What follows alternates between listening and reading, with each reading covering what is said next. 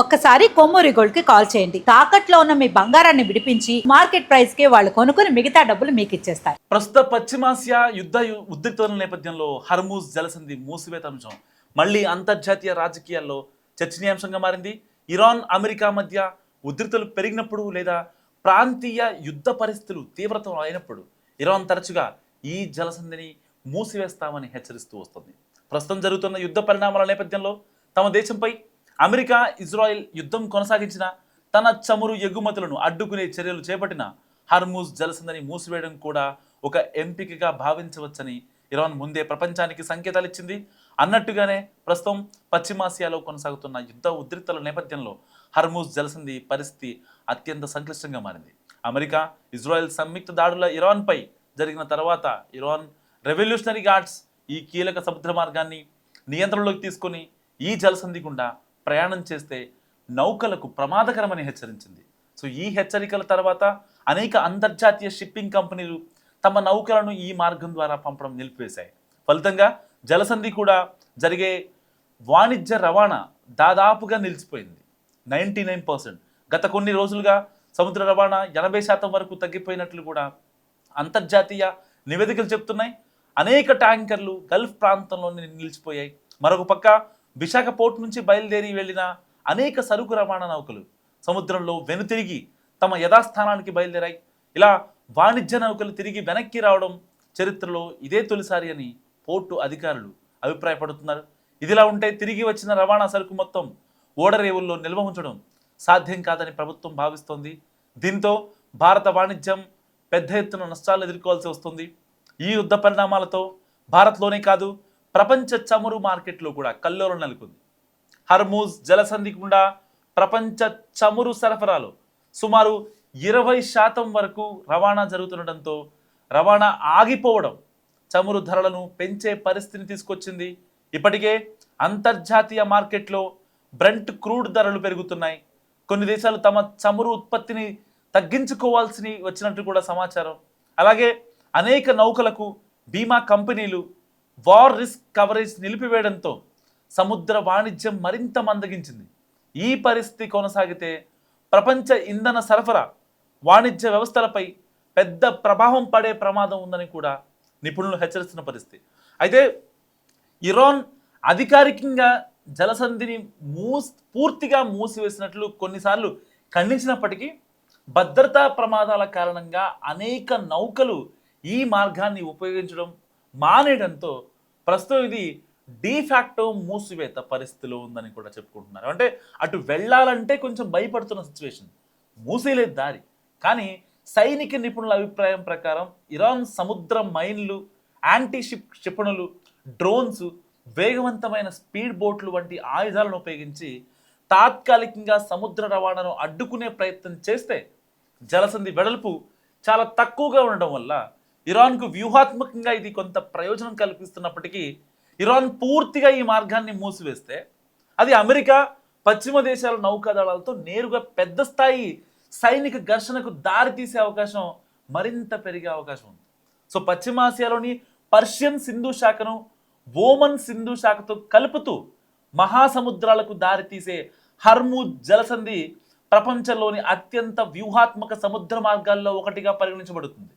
ఈ జలసంధి ఉత్తర భాగంలో ఇరాన్ ఉండగా దక్షిణ భాగంలో యునైటెడ్ అరబ్ ఎమిరేట్స్, ఓమన్ దేశానికి చెందిన సముద్ర ప్రాంతాలు ఉన్నాయి. సో పర్షియన్ సింధు శాఖలోని చమురు సమృద్ధిగా ఉన్న దేశాల నుంచి ప్రపంచ మార్కెట్లకు ఇంధన సరఫరా జరగడానికి ఈ మార్గమే ప్రధాన దారి.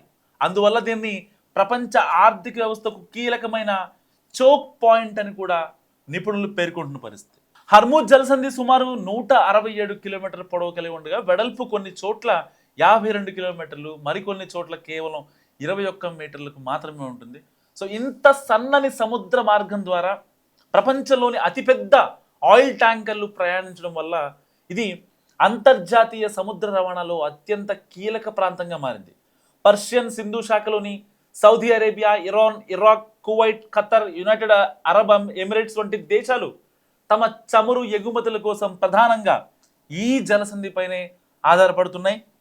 సో ఇన్ని దేశాలు ప్రపంచ చమురు రవాణాలో హర్మూజ్ జలసంధి పాత్ర అత్యంత కీలకం. రోజుకు సగటున సుమారు 2 కోట్ల బ్యారెళ్లకు పైగా ముడి చమురు ఈ మార్గం గుండా ప్రపంచ మార్కెట్లకు చేరుతుంది.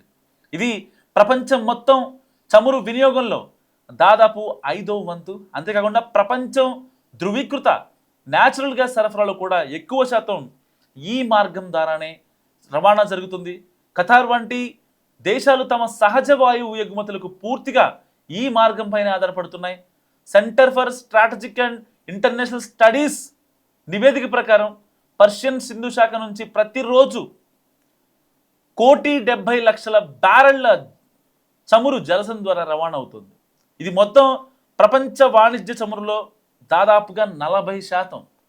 So US energy information administration ప్రకారం కూడా 2011లో పర్షియన్ సింధు శాఖ నుంచి రోజుకు సగటున 14 ట్యాంకర్లు అంటే 17 కోట్ల బ్యారెళ్లను ముడి చమురు తీసుకొని జలసంధి గుండా ప్రయాణించాయి. సో ఇది ప్రపంచంలోని సముద్రపు చమురు రవాణాలో 35% ప్రపంచవ్యాప్తంగా వ్యాపారమయ్యే చమురులో ఇది ఒక 20% అనుకోవచ్చు. సో ఈ క్రూడ్ ఆయిల్ ఎగుమతులు 80% కంటే ఎక్కువ ఆసియా మార్కెట్లకు వెళ్తాయి. అండ్ లైక్ జపాన్, భారతదేశం, దక్షిణ కొరియా, చైనా అండ్ అతిపెద్ద గమ్యస్థానాలని సో ఈ యొక్క దేశాలకు వెళ్తుంటాయి. ఒక్క 2018లోనే రోజుకు 2,10,00,000 బ్యారెళ్ల చమురు జలసంధి గుండా వెళ్ళాయి. అంటే 2019 సెప్టెంబర్ ధరల ప్రకారం ఇది రోజుకు $1,170 కోట్ల విలువైన చమురు అన్నమాట. Just imagine. సో ఈ మార్గం గుండా వెళ్ళే చమురు సరఫరాలో ఎక్కువ భాగం ఆసియా దేశాలకు చేరుతుంది. సో చైనా, భారతదేశం, జపాన్, దక్షిణ కొరియా వంటి దేశాలు ప్రధాన వినియోగదారులు. ముఖ్యంగా భారతదేశం దిగుమతి చేసుకునే చమురులో పెద్ద భాగం ఈ మార్గం ద్వారానే వస్తుంది. అందువల్ల హర్మూజ్ జలసంధిలో ఏవైనా ఉద్రిక్తతలు లేదా రవాణా అంతరాయాలు ఏర్పడితే భారతదేశం సహా అనేక దేశాల ఆర్థిక వ్యవస్థలపై ప్రభావం పడే అవకాశం కూడా ఉంటుంది.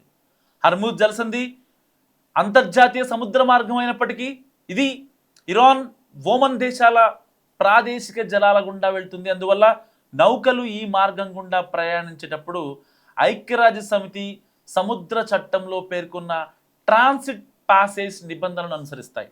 అయితే ఇరాన్, ఓమన్ కొన్ని సందర్భాల్లో విదేశీ యుద్ధ నౌకలు తమ ప్రాదేశిక జలాల్లో ప్రయాణించాలంటే ముందస్తు అనుమతి తీసుకోవాల్సిన అవసరం ఉంటుంది. సో అమెరికా వంటి కొన్ని దేశాలు ఈ వాదనలను అప్పట్లో అంగీకరించకపోవడం వల్ల అప్పుడప్పుడు వివాదాలు చోటు చేసుకుంటాయి. సో ఇలాంటి వివాదాలు ఇప్పుడు తీవ్రతరమని చెప్పుకోవచ్చు. సో ఈ జలసంధి ప్రాంతం గతంలో అనేక సైనిక సంఘటనలకు కూడా వేదికగా నిలిచింది. 1980లో జరిగిన ఇరాక్ యుద్ధ సమయంలో ట్యాంకర్ యుద్ధం అనే ఒక స్టేజ్ స్టార్ట్ అయింది. ఆ సమయంలో ఇరాన్కు చెందిన చమురు ట్యాంకర్లపై దాడులు చేయడంతో సముద్ర రవాణా ప్రమాదంలో పడింది. అయినప్పటికీ ఇరాన్ పూర్తిగా జలసంధిని మూసివేయలేదు. సో ప్రపంచ చమురు సరఫరాపై ప్రభావం పడకుండా ఉండేందుకు ఆ మార్గాన్ని అప్పుడు కూడా తెరిచే ఉంచింది. సో ఇప్పటికి కూడా తెరిచే ఉంచింది. కానీ పక్కన వచ్చిన వాళ్ళ ఏదైతే బాంబులు ఉంటాయో అవి వేసి కొంచెం భయపెడుతున్నారు అనమాట. దానివల్ల ఈ షిప్లు వెళ్ళలేకపోతున్నాయి. 1988కి వస్తే అమెరికా, ఇరాన్ మధ్య హర్మూజ్ ప్రాంతంలో జరిగిన ఆపరేషన్ ప్రేయింగ్ మాంటీస్ కూడా ముఖ్యమైన ఒక సంఘటన. అమెరికా నౌక యుఎస్ఎస్ శామ్యూల్ రాబర్ట్స్ నౌకపై ఇరాన్ మందుపాత్ర దాడి చేసినందుకు ప్రతీకారంగా అమెరికా నౌకాదళం ఈ దాడిని ప్రారంభించింది. ఈ యుద్ధంలో ఇరాన్ చెందిన అనేక నౌకలు ధ్వంసమయ్యాయి. ఒక రకంగా గట్టి దెబ్బ కొట్టింది అప్పట్లో అమెరికా. అదే సంవత్సరంలో మరో విషాద ఘటన కూడా జరిగింది. అమెరికా నౌక యుఎస్ఎస్ విన్సెస్ పొరపాటున ఇరాన్ ఎయిర్ 655 అనే ప్రయాణికుల విమానాన్ని క్షిపణితో కూల్చేసింది. అమెరికా ఈ విమానాన్ని జెట్ ఫైటర్ అని పొరబడి ఆ దాడి చేసింది. సో ఈ ఘటనలో విమానంలో ప్రయాణిస్తున్న 290 మంది మరణించారు. ఈ సంఘటన అంతర్జాతీయంగా తీవ్రంగా విమర్శలు దారితీసింది. అమెరికా పొరబడిన తప్ప కావాలని చంపలేదు. అండ్ 2000 సంవత్సరాల తర్వాత కూడా హర్మూజ్ జలసంధి ప్రాంతంలో అమెరికా, ఇరాన్ మధ్య ఉద్రిక్తలు కొనసాగాయి. 2007, 2008లో ఇరాన్ స్పీడ్ బోట్లు అమెరికా యుద్ధ నౌకలకు దగ్గరగా రావడం వల్ల రెండు దేశాల మధ్య వివాదం చోటు చేసుకుంది. అమెరికా అధికారులు ఇరాన్ తమ నౌకలను వేధించిందని ఆరోపించగా ఇరాన్ ఆ ఆరోపణలు అప్పట్లో ఖండించేసింది. సో ఇలా ఒకటి కాదు, రెండు కాదు, ఎన్నో ఘటనలు. అమెరికా ఇరాన్పై ఆంక్షలు విధించినప్పుడు ఇరాన్ తరచూ హర్మూజ్ జలసంధిని మూసివేస్తామని హెచ్చరిస్తుంది. ముఖ్యంగా 2018లో అమెరికా అణు ఒప్పందం నుంచి వైదొలిగి ఆంక్షలు విధించిన తర్వాత ఇరాన్ అధికారులు ఒకవేళ మా చమురు ఎగుమతులు కనుక ఆపేస్తే ఇతర దేశాల చమురు కూడా ఈ జలసంధి గుండా వెళ్ళదు అని వాళ్ళు కూడా గట్టిగా హెచ్చరించారు. అయితే ఇప్పటి వరకు ఇరాన్ ఈ జలసంధిని పూర్తిగా అయితే మూసివేయలేదు, భయం పెడుతుంది, ప్రపంచ దేశాలకు ఒక భయం పెడుతుంది. సో కొంతమంది సైనికుల నిపుణుల అంచనాల ప్రకారం ఇరాన్కు కొంతకాలం పాటు జలసంధిలో సముద్ర రవాణాను అడ్డుకునే సామర్థ్యం ఉంది. అఫ్కోర్స్ సముద్ర మైన్లు కావచ్చు, యాంటీ షిప్ క్షిపణులు కావచ్చు, స్పీడ్ బోట్లు వంటి ఆయుధాలను ఉపయోగించి తాత్కాలికంగా ట్రాఫిక్ని అడ్డుకోవచ్చు. అయితే అమెరికా మిత్ర దేశాల నౌకాదళాలు కలిసి పనిచేస్తే ఈ మార్గాన్ని మళ్ళీ తెరవడం చాలా ఈజీ. ట్రంప్ తలుచుకుంటే చాలా చాలా డెడ్ ఈజీ. సో హర్మూజ్ జలసంధిపై ఆధారపడకుండా ఉండేందుకు కొన్ని దేశాలు ప్రత్యామ్నాయ మార్గాలను కూడా అభివృద్ధి చేస్తున్నాయి. Saudi Arabia east west crude oil pipe line ద్వారా తన చమురును ఎర్ర సముద్రంలోని ఓడరేవులకు పంపే ఏర్పాట్లు చేసింది. అలాగే యునైటెడ్ అరబ్ ఎమిరేట్స్ అబుదాబి నుంచి ఫుజైరా వరకు షాబానా ఫుజైరా పైప్ లైన్ నిర్మించింది. సో ఈ పైప్ లైన్ హర్మూజ్ జలసంధిని పూర్తిగా తప్పించేస్తుంది. దానికి హర్మూజ్ జలసంధి మీదుగా రావాల్సిన అవసరం లేదు. అయితే ఈ ప్రత్యామ్నాయ మార్గాలు ఉన్నప్పటికీ ప్రపంచ చమురు సరఫరాలో పెద్ద భాగం ఇంకా హర్మూజ్ జలసంధిపైనే ఆధారపడుతుంది.